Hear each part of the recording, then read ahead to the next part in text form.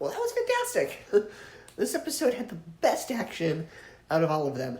And yeah, I know a lot of people complain that every Marvel show has, this big end of the world, over-the-top action that... all the Marvel shows have that, though. All the Marvel movies, all the Marvel shows have that. But, even though it did have, that big end-of-the-world stakes, everything flying around kind of final battle, it also kept the more melee street fighting combat the show had as well. And that stuff was really well done.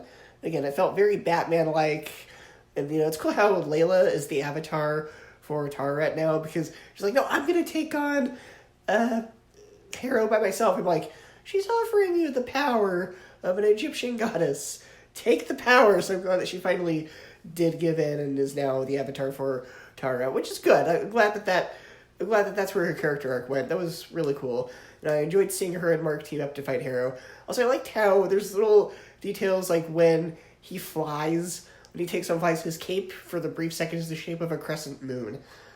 That was awesome. That was a really cool detail. Like, that's really cool. So, this episode brought closure to both Mark and Steven. It was very satisfying because by the end of this episode, by the end of the show, he has now truly accepted the mantle of Moon Knight and is more than happy to help save the world.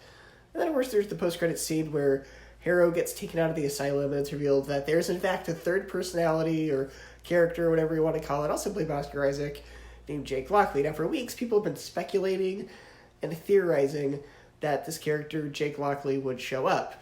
And to me, those theories meant nothing because I don't read the comics, so I had no idea what anybody was talking about.